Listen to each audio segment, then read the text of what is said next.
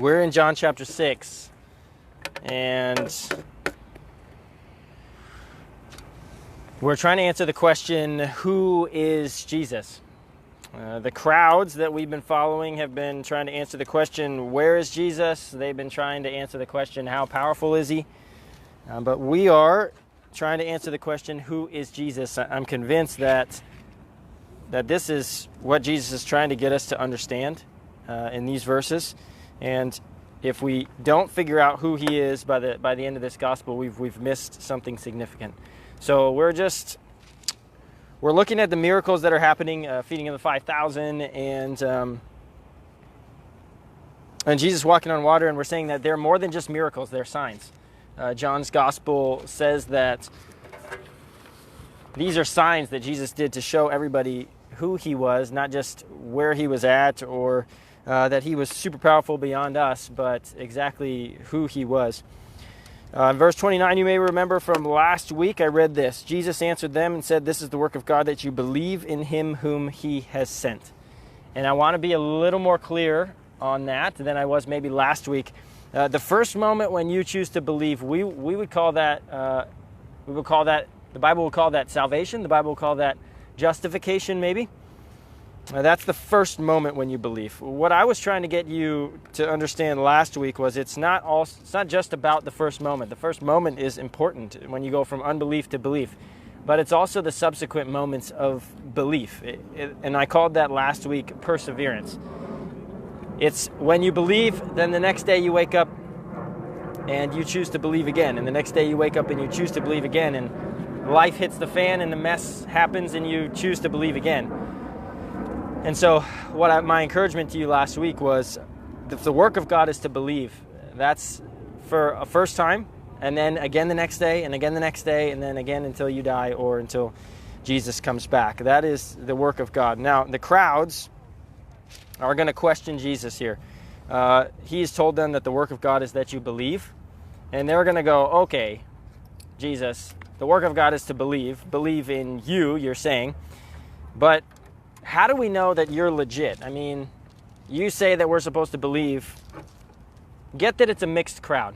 There's some people in the crowd who don't know Jesus at all, and they're just supposed to up and believe him.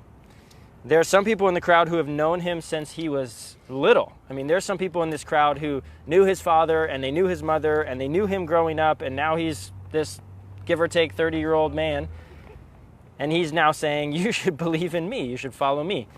And so they're kind of like, what gives? And there's other people in the crowd who are a mix of both. Maybe they've heard about him, but they don't really know who he is. So the crowd's going to say, okay, Jesus, the work of God is to believe, but how do we know you're legit? How do we know that what you say is actually authoritative, it's good? How do we know that we should follow it? And that's the question that they're going to ask here as we continue in verse 30. Jesus has just said this, the work of God is that you believe in him whom he has sent, verse 29, and then verse 30. That's where we're jumping in today. So they said this to him, this is the crowds. What then sign do you do that we may see and believe you? What work do you perform? Now, here's the irony. This is the same crowd that was just on the other side of the Sea of Galilee, and they were just fed by Jesus yesterday. So today they're talking with Jesus and they're saying, what sign do you perform for us? And just yesterday, he just fed them 5,000 plus people with 5 barley loaves and 2 fish. And the very next day they're coming to him saying, well, what sign do you show us that we should believe in you? Never mind the disciples. The disciples are surprisingly silent in this passage. At any point now they could pipe up and say, no, last night we saw Jesus walking on the water. I mean, we got on the boat, we went onto the sea, there was this storm, and we were scared because we thought we were going to die, and then all of a sudden Jesus came walking on the water. But they don't. They say nothing. They just stand there, or at least John records them saying nothing. They don't come to Jesus' defense. They don't come to his aid. Never mind that they saw him walk on the water. Never mind that they were transported 3 to 4 miles, themselves and a boat and Jesus, and all of a sudden the text says that they were immediately at the shore, even though they were in the middle of the lake when Jesus got into the boat. Never mind these things. The crowd, the disciples stand by. They say, okay, Jesus, why don't you show us something? And the reality is here's what they're really asking. Jesus, we want to see it with our own eyes.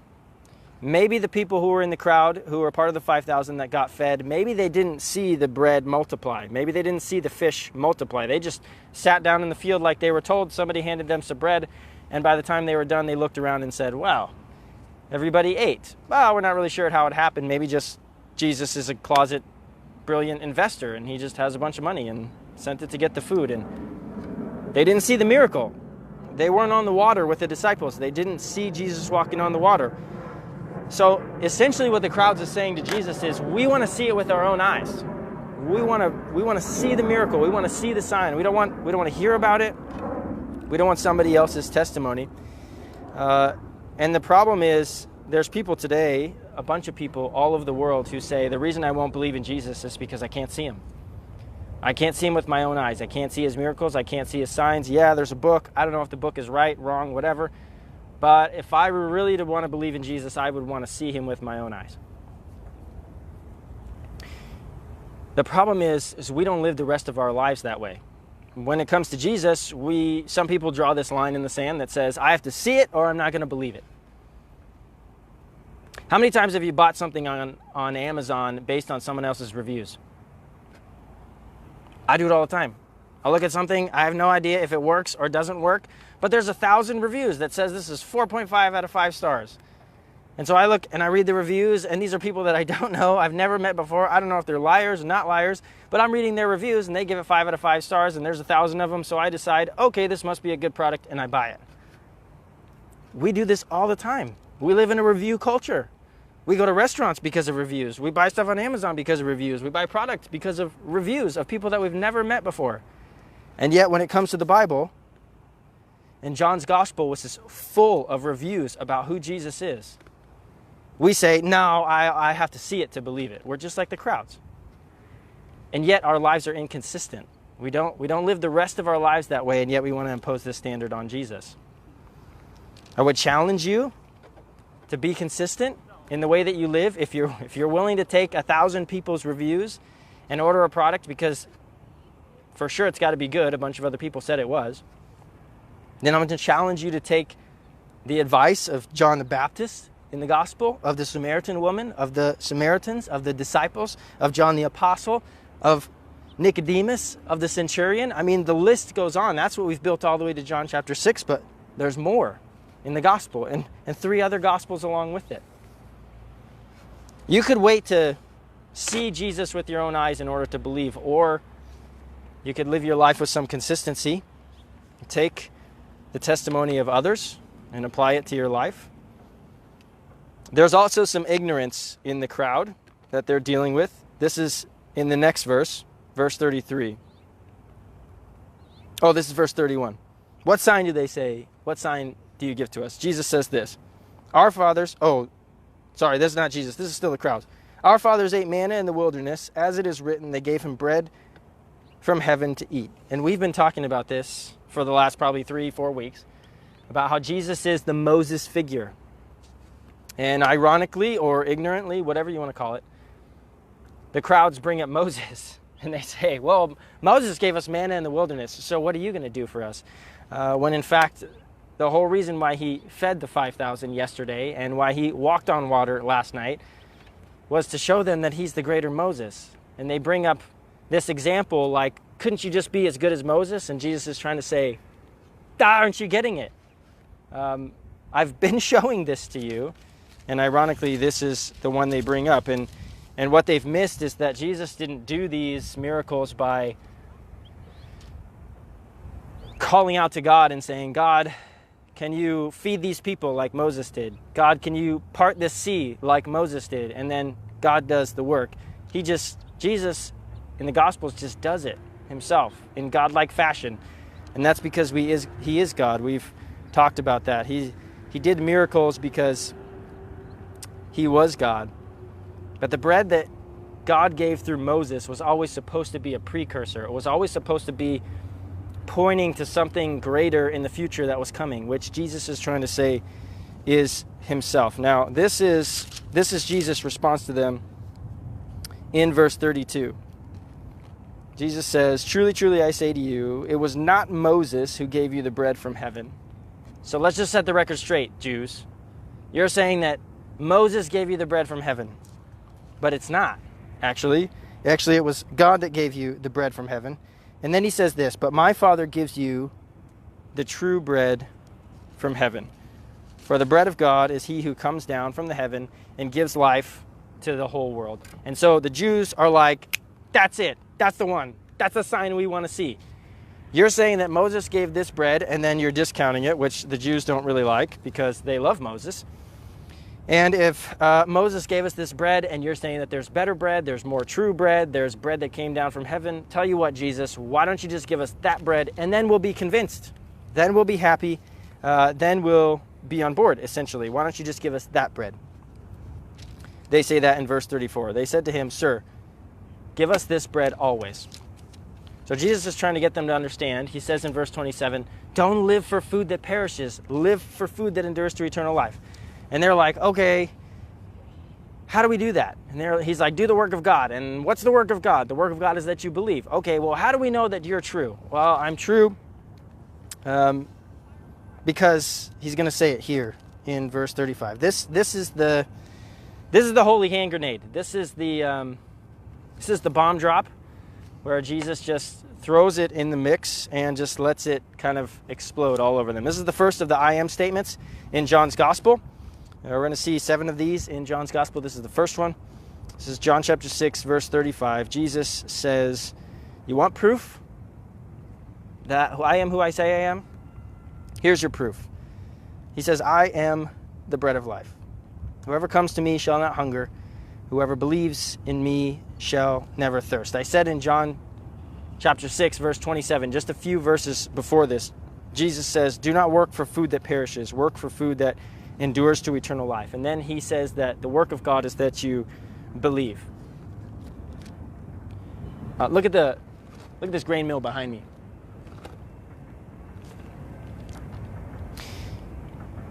Scott, when we came here last week and looked at this site, Scott, who's just sitting over here in the sun, I'm not sure why he's not sitting in the shade. He's a little bit crazy, if you ask me. But he looked at this grain mill last week, and he said, even the grain mill that produces the grain that makes the bread, it doesn't last. It's abandoned, desolate, useless. What I'm trying to get you to understand is that this is the end of life lived not working to believe in Jesus. It's desolate. It's abandoned. It's useless. It may work for a little while. It may function. But at the end of the day, it doesn't satisfy. It doesn't last. It doesn't sustain. So you could get to make the choice. You could live and use a building like this, your life, and you could say, well, it was good while it lasted. And it could end like this. Or it could end being even better than it was. The promise of God is that when we die, or if Jesus comes back before we die, that our bodies are made new, that our lives are remade. We don't end with this. And you might be looking at that building and saying, yeah, but Anthony, the building can be remade. I mean, the building can be restructured. We could change it. We could fix it. We have all the building materials. And you're right, we do, and we could. Somebody could buy that and fix it. But you can't fix life. You don't get to go do it again. You don't get to go to the end of your life and say, oh, let's just slap some new drywall on the side and we'll cover up all the mess and we'll redo the foundation and it'll be great. This life is the only life you get. You either choose to believe and live, or you don't, and it ends up here, desolate, useless. Jesus said this, I am the bread of life. Whoever comes to me shall not hunger. Whoever believes in me shall never thirst. There's something inside of you and me. It's the same longing. It's the same hunger, it's the same thirst that never goes away. There's something inside of us that eating doesn't satisfy. we have to come back for more. Drinking doesn't satisfy. We got to come back for more. There's something inside of us that even relationships, at the end of the day, if we're really honest, aren't giving us what we want. Even though there's plenty of happy things about them. We can move from one hobby to the next hobby, from one job to the next job, from one habit to the next habit, but there's something unsettling about living. And Jesus is trying to say to you, whoever comes to me shall never hunger. Whoever believes in me shall never thirst. He's trying to tell you that there's something satisfying that you can't get anyplace else. You can either choose to come to him or you choose not to. And then listen to what he says to the crowds.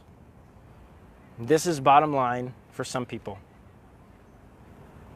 Whoever comes to me shall not hunger. Whoever believes in me shall never thirst. I am the bread of life. And then he says this to the crowds. But I said to you that you have seen me, and yet you do not believe. He says a similar thing to Nicodemus to go back and tell the Jews. You've seen the signs. You know who I am.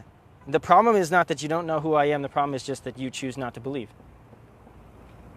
You choose not to trust me. And he's saying the same thing to the crowds here. I fed you yesterday. I walked on the water. I showed you signs. I showed you this sign. I healed people from a distance. I healed people in front of your eyes. I showed you.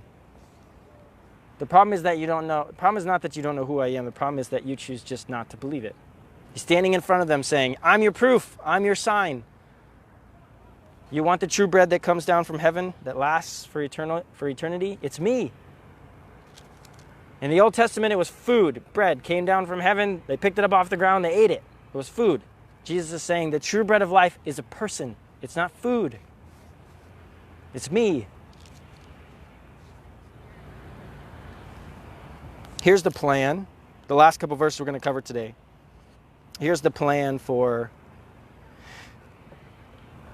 the true bread of life. The plan for Jesus on earth. This is verse 37.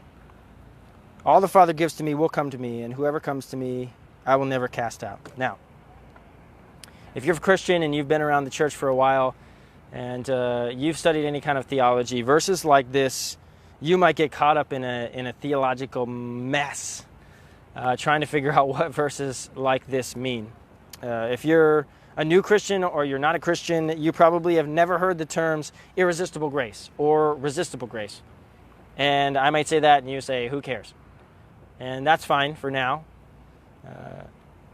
And if you are a Christian, you've heard these terms, and you're reading verse like these, and you're trying to put the whole Bible together, try to put all the pieces together. You're trying to figure out how does salvation work, and how do humans live, and how do they relate to God, and how much is God involved, and how much are humans' choice involved, and all those sorts of things. They're going to get wrapped up in major theological verses like John chapter 6, verse 37. All that the Father gives to me will come to me, and whoever comes to me I will never cast out. I'm not going to answer those questions for you today because we don't have time, and it's too stinking hot out here.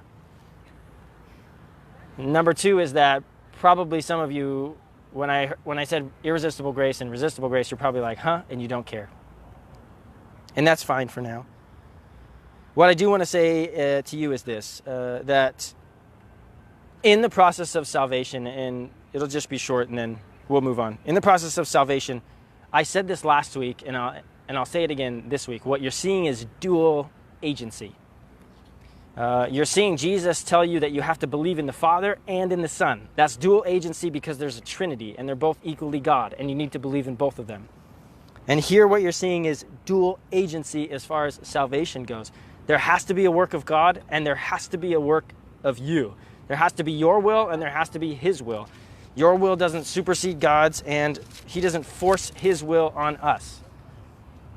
So all I'm telling you is don't make it more than it is. If you're trying to fit it into a system, that's fine. If it fits, great for you. What I need you to understand is this. Neither of us have control over how or when God involves Himself in your and I's life. We don't have control over how or when He involves Himself in our process of salvation. What we do know is this. To be saved, to come to know the Lord, has to be a work of God, and it has to be the will of yourself as well. Ask me how those two things go together, and I'll say I have an idea, but I could be wrong. All I know is that those two things have to be true. So take that. If you have questions about that, you can put comments in the video. If you have questions about that, you can call me. We can talk about it more. We can Zoom about it now because we can't go to coffee, but that'll be fun. Let's keep going. Verse 38. We'll just cover a couple more. For I have come down from heaven, Jesus says, not to do my own will, but the will of him who sent me. This is the will of him who sent me, that I should lose nothing of all that he has given me, but raise it up on the last day. This is the will of my Father, that everyone who looks on the Son and believes in him should have eternal life, and I will raise him up on the last day. You may remember from John chapter 4, verse 34, that Jesus said, my food is to do the will of him who sent me, to accomplish his work. Jesus said this to his disciples. This is when they're in Samaria, Jesus talking to the woman, disciples go into town, they get food, they bring it back, and they say, eat, and he's like, I'm not hungry. And they're like, who gave him food? We went in town to get food. How is he not hungry? And he says, my food is to do the will of him who sent me and accomplish his work. And essentially what he's saying here is that our food is the same as his food, but it looks a little bit different because we're not Jesus. Our food and his food is the same in the sense of both our food comes from doing the will of God. Jesus, the will of God for him is to come, live a perfect life, die, resurrect, and ascend to the Father, and then plan on coming back. That's Jesus' plan from God. That's the will of God for him. As long as he follows that, he's on the right track, he'll be sustained. The will of God for you and I is a little bit different. We're not perfect, we can't live perfect, so we can't die for everyone, we can't ascend to the heaven because we're not God, and it doesn't matter if we come back at the end or not, because if we do, it'll only be with Jesus. Our job is simply to believe. Both our jobs is to follow the will of the Father. But Jesus, the will of the Father for Jesus looks a little bit different for us than for him. The question is, what's the will of God? Maybe some people are asking during the coronavirus. What's the will of God in isolation? What's the will of God as we try to go back to meeting with each other and open things back up? What's the will of God? I'm going to suggest to you that the will of God is the same as it was before the coronavirus. It's the same as it will be after the coronavirus. Isolation, no isolation, the will of God is the same. The will of God before coronavirus was that you believe that Jesus Christ is the bread of life. It's the same during the coronavirus. It's going to be the same after the coronavirus. The will of God for you and I is to believe, to make that initial step of belief that maybe the Bible would call salvation, the Bible would call justification, and then to continually keep on believing day after day, week after week, no matter what life happens, no matter what circumstances are. Jesus Christ came saying, I am the bread of life. Whoever believes in me shall never hunger. Whoever turns to me will never thirst. Pray with me, and we'll wrap up. God, thanks so much that you sent your Son. And if we're all honest, whether Christian or not, we struggle with belief in certain areas of our life. Some days we get it good and do it well, and we're on top of it. And if someone were to ask us, are we trusting God, we'd say yes. And other days, worry gets the best of us. Maybe sometimes for weeks, worry gets the best of us. Stress. We turn to ourselves, we get another job. We try to fix our problems ourselves. God, would you help our unbelief? Show us who you are for the first time, God, so that we can go from death to life, from standing on the side of the wrath of God to standing as righteous in the presence of God.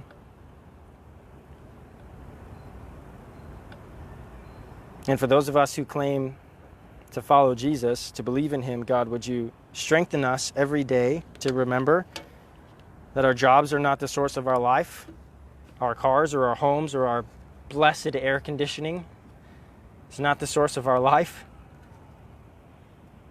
God, even as we drink water and we eat food that we need every day, or else our physical bodies won't survive, would you would you remind us that we can't live without you? We could eat every day and drink every day and live and not be alive. God, thanks for sending your Son. Jesus, thanks for being obedient. Thanks for doing what we could never do. God, help us to understand that your Son is the bread of life. He's all we need. And help us just to refocus on that every day we wake up, we see the sunrise, we feel the heat. God, just bring us back to you. I pray all this in your Son's name. Amen.